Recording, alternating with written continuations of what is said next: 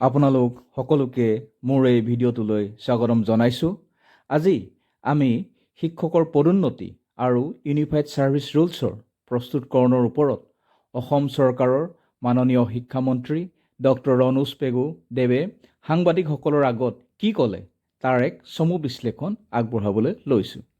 Dear viewers, আপোনালোকৰ বহুমূলীয়া সময় নষ্ট নকৰি প্ৰথম প্ৰশ্নটোলৈ আহিছোঁ। প্ৰশ্নটো হ'ল, ইউনিফাইড ছাৰ্ভিচ ৰুলছৰ বৰ্তমান স্থিতি কি? উত্তৰটো হ'ল ইনিচিয়েল ষ্টেজত আছে, মানে প্ৰাৰম্ভিক পৰ্যায়তে আছে। মাননীয় শিক্ষামন্ত্ৰী ডাঙৰীয়াই জানিবলৈ দিয়া মতে ড্ৰাফ্ট ছাৰ্ভিচ ৰুলছ প্ৰস্তুত কৰি শিক্ষক সংগঠনসমূহক তেওঁলোকৰ দিহা পৰামৰ্শৰ বাবে একোটাকৈ কপি দিয়া হ'ল বুলি জানিবলৈ দিছে। তেখেতে কিন্তু কোনো এটা সংগঠনৰ দিহা পৰামৰ্শ পালোঁ বুলি উল্লেখ কৰা নাই। প্ৰশ্ন হয়, দিহা পৰামৰ্শৰ বাবে কিবা ডেডলাইন বা নিৰ্দিষ্ট সময় দিয়া হৈছিল নেকি?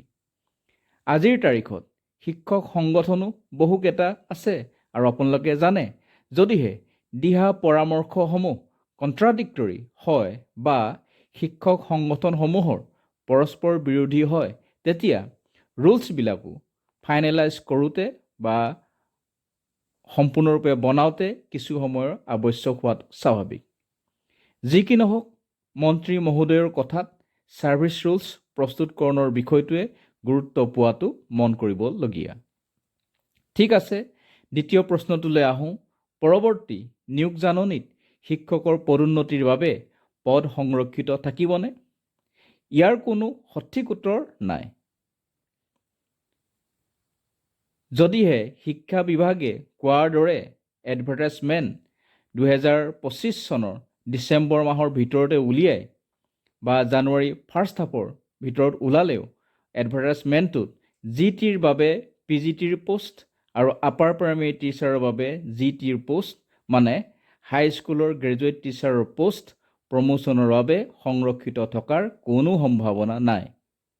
কিন্তু যদি GT PGTৰ এডভাৰটাইজমেণ্টটো মাৰ্চ মাহমানত ওলায় আৰু ইয়াৰ আগতেই শিক্ষা বিভাগে ছাৰ্ভিচ ৰুলছ প্ৰকাশ কৰে বা প্ৰস্তুত কৰে, তেতিয়া কিন্তু প্ৰমোশ্যনৰ বাবে পদ সংৰক্ষিত কৰি এডভাৰটাইজমেণ্ট ওলোৱাটো নিশ্চিত। ভিডিঅ'টো ভাল পালে লাইক আৰু লগৰসকলৰ লগত শ্বেয়াৰ কৰিব আৰু আগলৈ এনেধৰণৰ ইনফৰ্মেটিভ ভিডিঅ' পাই থাকিবলৈ চেনেলটোৰ কাষতে থকা বেল আইকনটো টাচ কৰি চেনেলটো ছাবস্ক্ৰাইব কৰিব। ইয়াৰ পৰৱৰ্তী অংশলৈ আহিবলৈ বিচাৰিছোঁ। অসম চৰকাৰৰ অধীনত এনে বহু এমালগেমেটেড হাইস্কুল আৰু হায়াৰ ছেকেণ্ডেৰী স্কুল আছে, য'ত আপাৰ প্ৰাইমেৰী পৰ্যায়ৰ স্নাতকোত্তৰ ডিগ্ৰীধাৰী শিক্ষকসকলে ক্লাছ 9 আৰু 10ৰ উপৰিও উচ্চতৰ মাধ্যমিক পৰ্যায়ৰ ক্লাছ 11 আৰু 12তো পাঠদান কৰি আছে। তাৰ মাজৰে কিছু সংখ্যক শিক্ষকৰ স্নাতকোত্তৰ ডিগ্ৰীৰ লগতে BEd ডিগ্ৰীও আছে।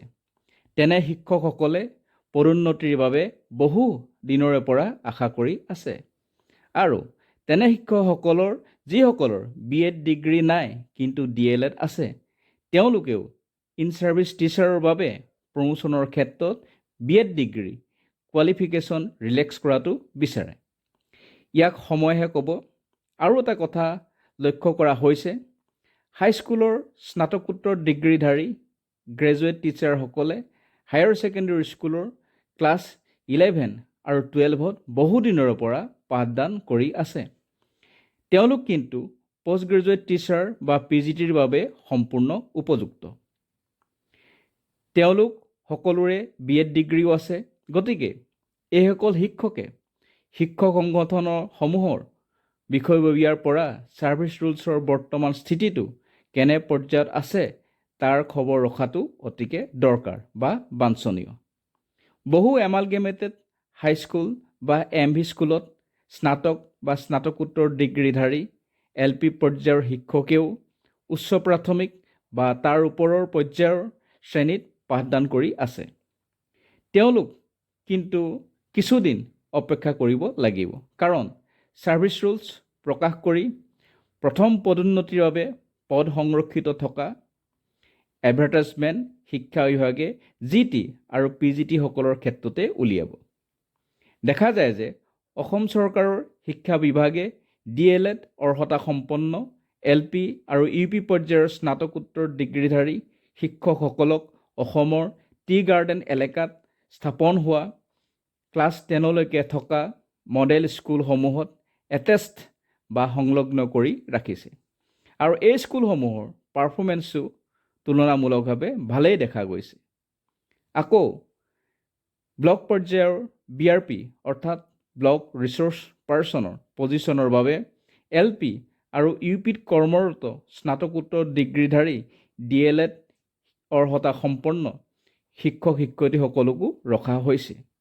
তেনে ক্ষেত্ৰত আপাৰ প্ৰাইমেৰী পৰ্যায়ত কৰ্মৰত স্নাতক বা স্নাতকোত্তৰ ডিগ্ৰীধাৰী DLED অৰ্হতা সম্পন্ন শিক্ষকসকলক উচ্চ মাধ্যমিক পৰ্যায়ৰ গ্ৰেজুৱেট টিচাৰ পদলৈ পদোন্নতি দিয়াৰ কথা শিক্ষা বিভাগে হয়তো সময়ত ভাবিবও পাৰে। সকলোৰে কুশল মংগল কামনা কৰি ভিডিঅ'টো ইমানতে সামৰণি মাৰিছোঁ। পুনৰ আপোনালোকলৈ অনুৰোধ থাকিল, ভিডিঅ'টো ভাল পালে লাইক আৰু শ্বেয়াৰ কৰিব আৰু এনেকুৱা ভিডিঅ' পৰৱৰ্তী সময়ত পাই থাকিবলৈ হ'লে চেনেলটো ছাবস্ক্ৰাইব কৰিব। Thank you all.